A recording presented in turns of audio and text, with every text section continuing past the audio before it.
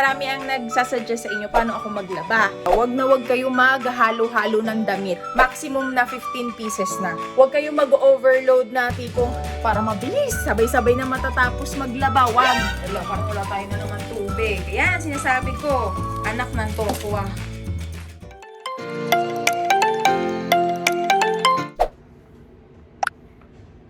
Sarap tulog niya eh.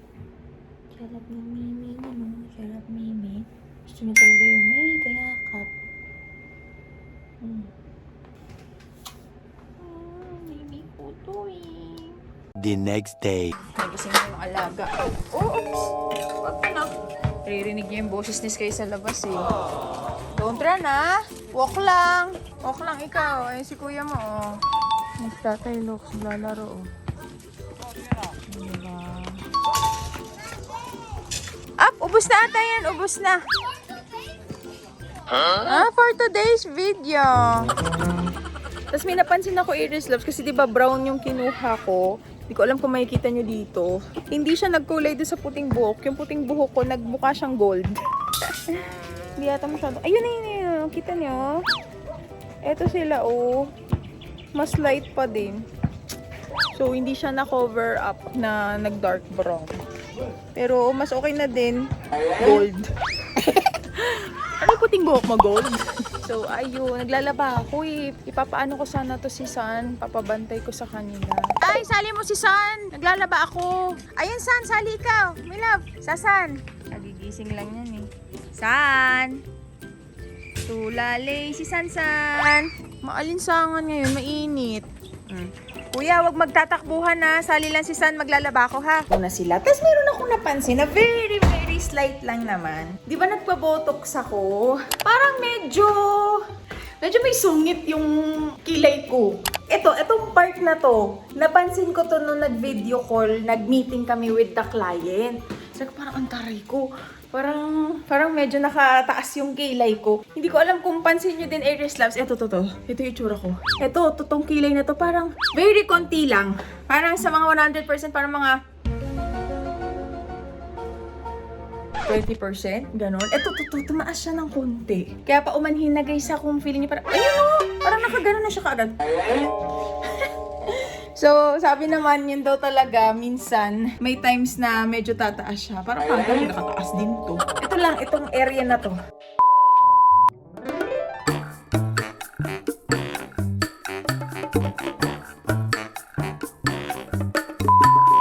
At ito na. Una kong nilabhan is yung towel. Tapos marami ang nagsasuggest sa inyo paano ako maglaba. So, papakita ko sa inyo, hindi ko alam kung makukumpleto ko. Pero ganito yung aking process. Okay? Diba nakataas siya? Process ko to. Process to. First, bago ako naglalaba, siguro ito na o-overlook ng ilan. Pero kailangan yung washing machine nyo, banlawan nyo muna, linisan nyo muna. So, ang ginagawa ko dito, binabanlawan ko siya, tapos nalagyan ko ng konting Sondrox. Iniis-is ko.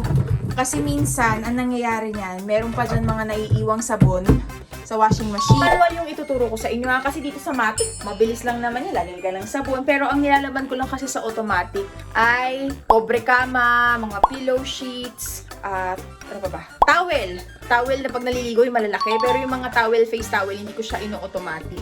So, dito sa automatic, 2 beses nga lang ako nagsasalang dyan, Aries Loves, para mabango. 2 beses, tapos isang rinse. So, ang banlawan dito is 3 banlaw, 7 times nagbabanlaw. Kaya, wag na yun, masyado yung magastos. Pero gusto ko kasi, minsan kasi, pag isang beses lang ako nag-automatic ng towel, amoy kulog pa rin siya. So, 2. Minsan nagtatatlo pa ako. Pag yung towel basa, tapos ang tagal sa hamper, ang baho, di ko bet. So, ayun na nga, hinuhugasan ko muna to, banlaw. Hindi ako agad yung nagsasalang. Kasi minsan napapansin ko, may mga sabon-sabon pa yung washing machine. Although, binabanlawan ko naman yan bago ako maglaba. Or pagkatapos ko maglaba. Okay, game! Ito tayo sa loob. Teka lang, open natin yung ilaw. Cellphone lang gamit ko pero okay na yan, no? Ado kasi sa kanila yung pang vlog. So, yung mga damit, ganito siya. Feeling ko nasa pagsusort-sort din siya. Wag na wag kayo maghalo-halo ng damit. Lalo na yung damit ng anak nyo, ihahalo nyo. Kahit sa ating mga mamis, iba na yung pawis ng matanda sa pawis ng bata. So, ang ginagawa ko, isang linggo kami, saktong-sakto tong video na to, kasi isang linggo kami pawala-wala ng tubig. Naipon na naman ako ng labahan. So, papakita ko na sa inyo kung paano. So, hamper lang to ni Tatay Luke. So, hihiwalay ko yan. And huli kong ilalabhan yan. Tapos dito pinagsama-sama ko muna yung mga damit namin, tatlo nila Sky tsaka ni San, kasi meron talaga ako ditong hamper na gawa sa tela, pero nilabhan ko kaya wala akong mapaglagyan. Pero maganda talaga, iba-iba yung hamper para hindi kayo maguluhan. So ayan, na-sort-sort ko na to kahapon. Kung makikita nyo, lahat ng puti magkakasama na yan. So ayan, hihiwalay ko na muna yung mga puti.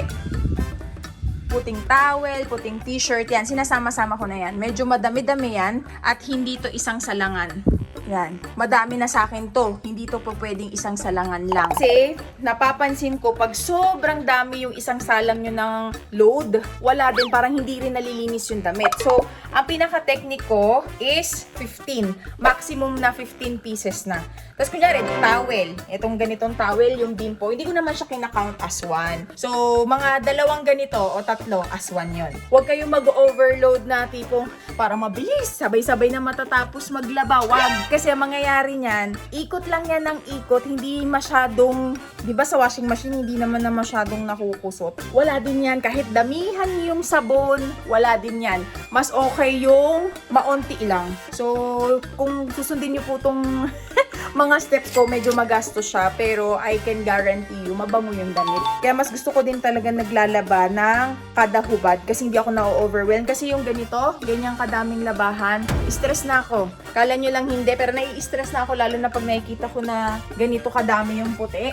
Kasi hindi lang to isang labahan. Siguro mga dalawang batch yan. Pinagsama-sama ko lahat ng t-shirt ni Sky. T-shirt lang ha, hindi yung mga short. Kahit ito, pantulog, may terno, inalis ko pa din yung pajama. T-shirt lang. Yun ako maglaba, Iris Loves, hindi ko sinasama yung short sa t-shirt. Kasi yung short, feeling ko, mas maano siya. Depende rin pala. Kay San, mas madumi yung short ni San kasi minsan nawiwiwiwi siya. Pero yun nga, basta hindi ko pa rin sila pinagsama kasi pag umaalis tayo, di ba, minsan kung san-san umuupo. Basta ganun, t-shirt ay t-shirt lang para hindi maghahalo-halo yung amoy. So, minsan naman, ginagawa ko per color, pero hindi na ngayon kasi wala naman ng, basta walang, ano ba tawag doon? Kumukupas. Pag walang kumukupas, carry lang yun. So, yan, t-shirt is t-shirt. So, ayan siya.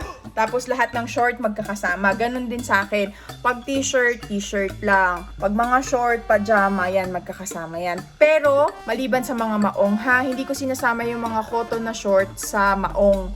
May manonood ba nito? Masyado siyang technical. Tapos ito, t-shirt ni San, pinagsama-sama ko din, pero hindi ko sila sasabay labhan ngayon kasi madami tayong labahan. Pero on a regular day, pag araw-araw ako naglalaba yan, pinagsasama ko naman na yung t-shirt ng dalawang bata. Pero this time, t-shirt ni San, isang salangan, t-shirt ni Kuya Sky, isang salangan. Pero madami-dami ang t-shirt ni Sky dahil 1 week to eh. So, feeling ko makakatatlong salangan to. So, ayun siya, Iris Love. So, sige, big ano. Okay, game start. So, first is, maglalagay ako ng tubig dyan. Tapos, lagyan ko nitong Sonrox na pang decolor. Explain ko sa inyo mamaya. Tapos, kayo na bahala. Pero sa akin, medyo madami-dami. Yan, 1, 2, 3, 4, 5, 6. Okay, yan. Okay? The reason why is ito yung unang banlaw ko. Hindi agad ako nagsasalang sa washing machine. Mga ses ng damit. Binabanlawan ko muna siya. And hindi lang sa tubig. Ganito nga yung ginagawa ko. Kuha tayo ng 15 pieces nito. Pwede ko na siya pinner color ha. 1, 2, 3, 4, 5, 6, 7, 8, 8, 9, 10, 11, medyo malaki. 12. So yan, i-12 na lang natin kasi medyo malalaki na yung t-shirt ni Sky. 12 lang. Tapos minsan ang ginagawa ko, 12 lang kasi feeling ko okay na ako sa 12. Pero sa damit ni San, nagfi-15 pieces ako. Tapos ang ginagawa ko mga mommies, binabaliktad ko sila. Kasi yung pawis, nandito talaga siya sa loob.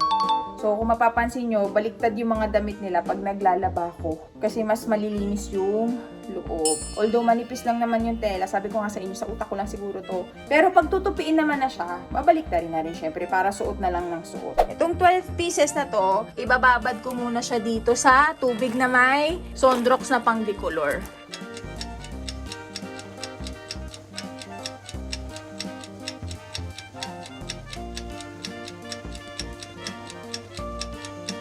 Tapos alam niyo ba, i-open ko na din sa inyo.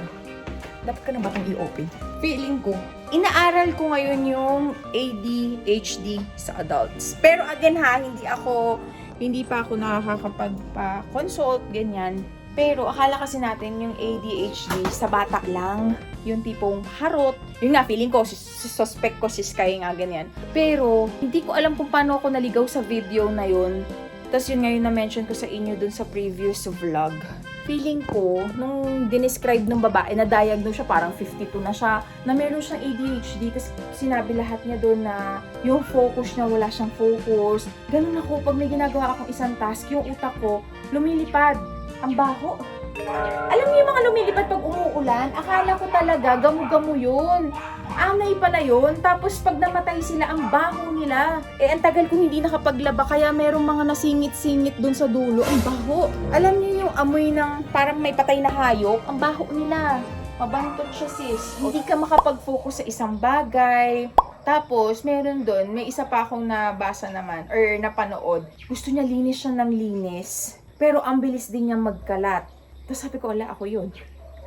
Basta, tapos, minsan iniisip ko, baka sayang lang yung pera pag nagpa-consult ako sa, di ko alam kung tama ba na psychiatrist ba or psychologist yung dapat puntahan. Pero yun nga, wala na, i-share ko lang. Kasi, kala talaga natin pambata lang yung ADHD. Tapos, pwede pa pala siya magkaroon ng combination. Pwede kang ADHD ka na meron kang OCD.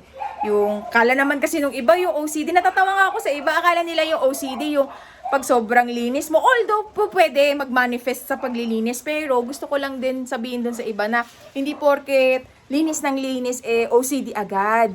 Yung OCD kasi, repeatedly na behavior siya. Kunyari, tulog ka na, pero iniisip mo pa din yung lock ng pinto kung nalock mo. Tapos paulit-ulit yun. Minsan 5 times mo siya gagawin. Yung iba naman ng OCD nila, bago sila kumain, hugas sila ng kamay. Tapos iniisip nila uli may germs, hugas sila uli ng kamay, hugas uli sila ng kamay. Basta yung repeatedly na paulit-ulit na hindi na siya nakakatuwa. Yung parang hindi na siya usual. Yung tipong check ka ng check sa labas.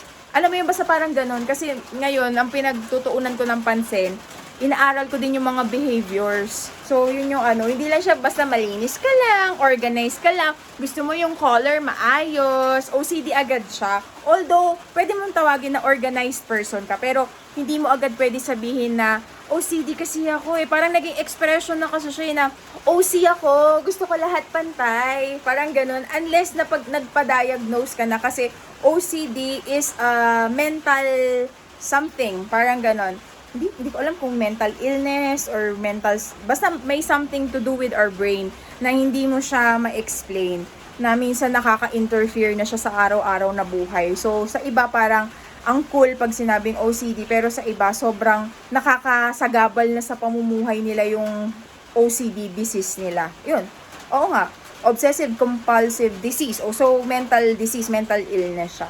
So, yun lang. Alam niyo naman ngayon. Sa bagay, dati pa naman, OC yan, OC, mga ganun. Wait lang. Alam niyo ba, isa to sa mga favorite ko na na-purchase ko dati sa Shopee. Dati pa to nung pandemic. Maganda siya, laundry basket. Dito ko nilalagay yung mga isasampay ko. Tapos collapsible siya. Dati nadala ko to sa beach. Ayan. Ayan. Diba? Collapsible siya. Dati nadala ko to sa beach, dito ko nilagay yung mga gamit, mga pagkain, maganda siya. Hindi ko nga lang alam kung available pa to.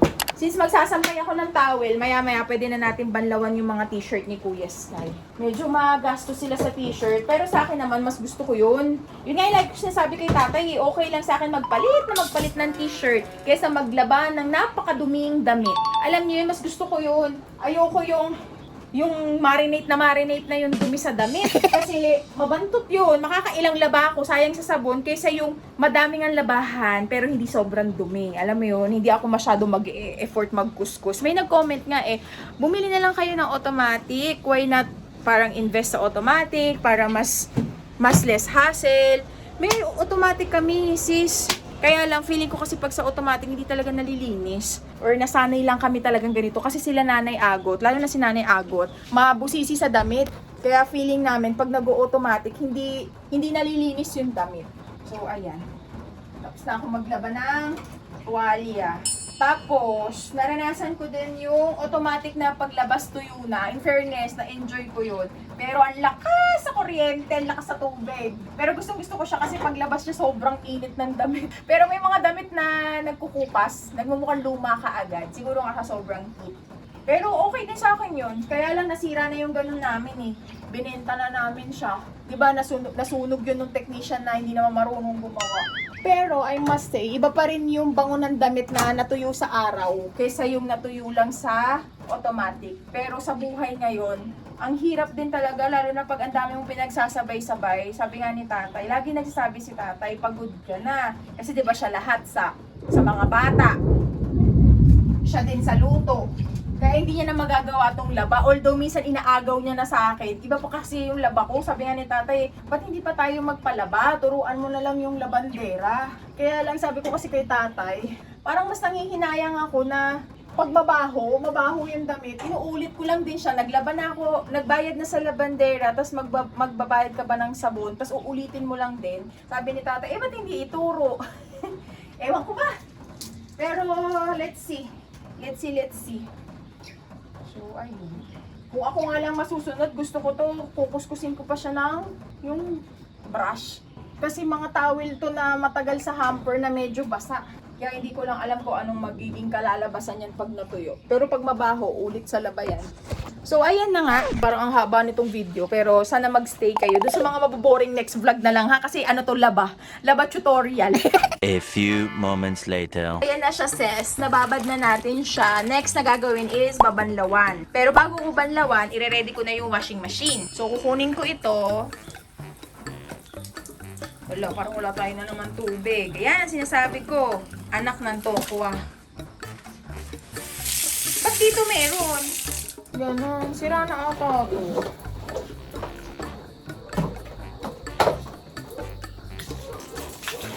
Ay, ito na may sira kasi may tubig naman.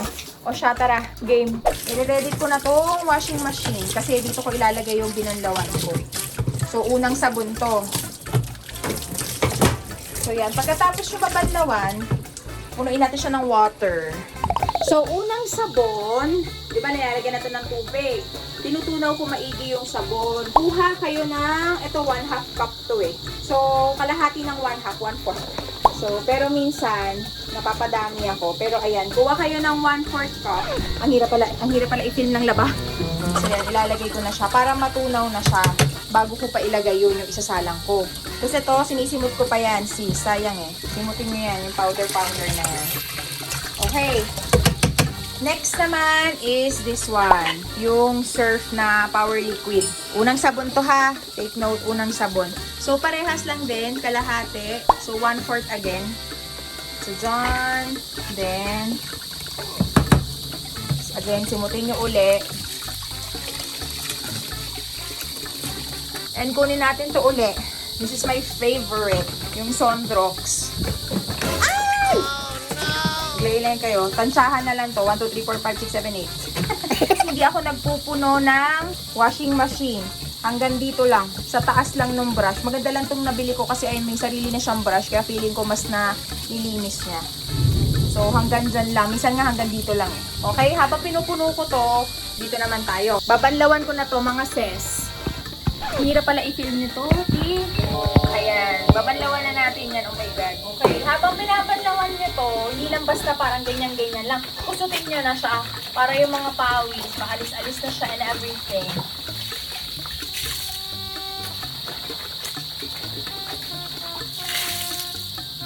Basta pare-parehas lang yan. Kusutin nyo lang. Okay. Last one. So, itong tubig na to, di nyo na to pwede gamitin na kasi madumi na to. Tapo na to.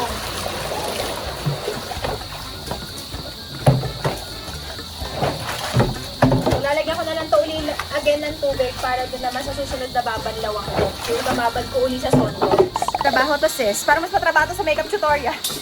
Okay, ito na yung mga nabanlawan ko. Hindi natin to basta-basta ilalaglag sa washing machine. Sabi ko sa inyo, mapapagod kayo dito sa laba tutorial natin. So, dyan kayo. Okay, ang gagawin ko dito, iisa-isahin ko sila, tapos gagamit ako ng bar soap. Favorite kong gamitin is yung Tide. So, iisa-isahin ko sila, ganyan. Ilulublob ko sa washing machine. Tapos, yung mga kilikili, yan, kinikis-kis ko siya. Iniis-is ko pati dito yung sa kwelyuhan. Actually, lahat. Yan.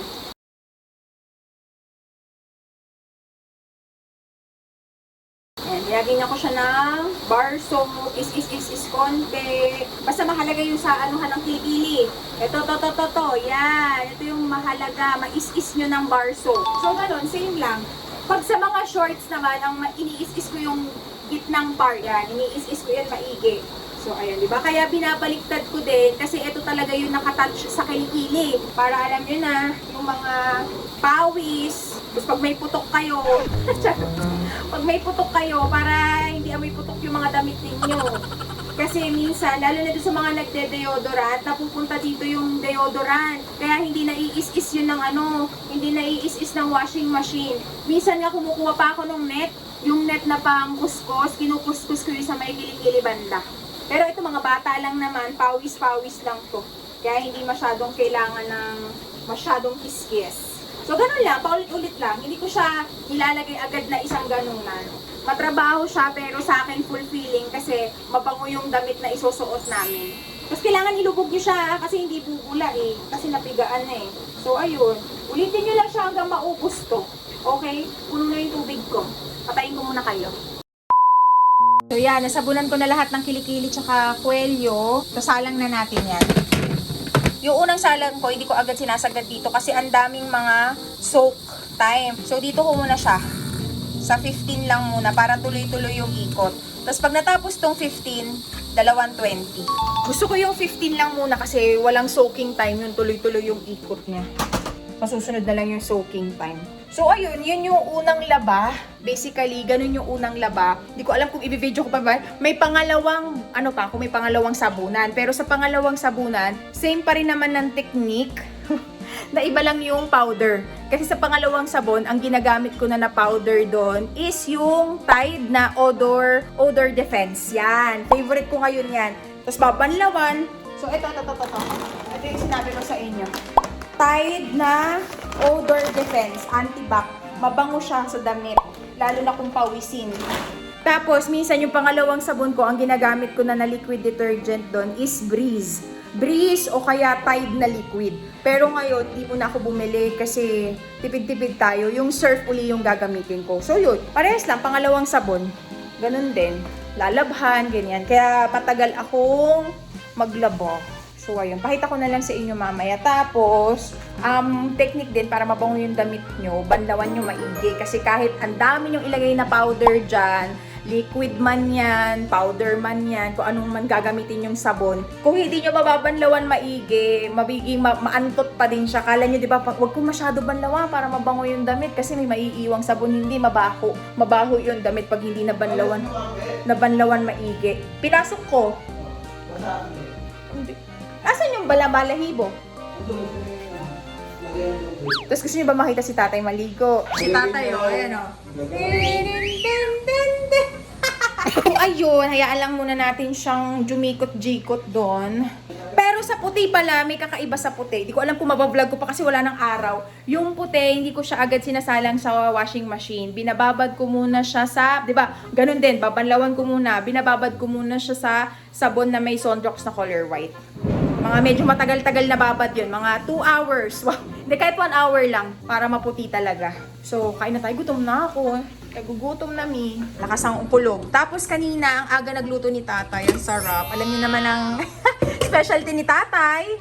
Kailangan pa bang i-memorize yan? Nilaga. Alam niyo kung bakit? Kasi si San, napansin namin, pag yung mga prito, di ba yung ibang bata gusto prito-prito, si San hindi.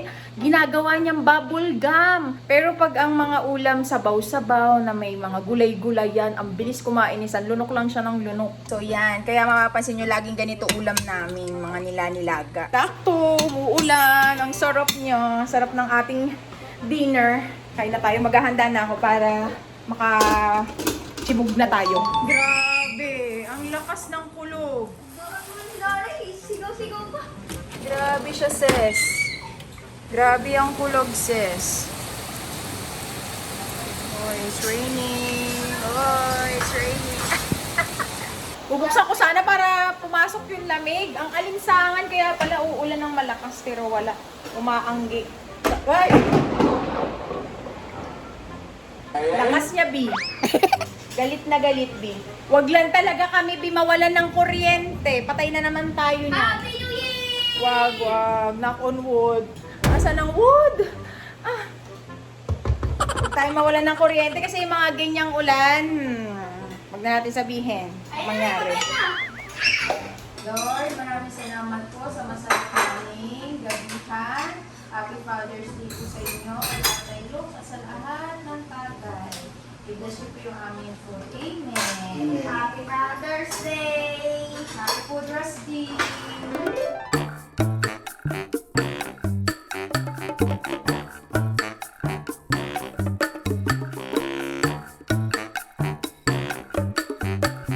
Partner niyan, chili oil.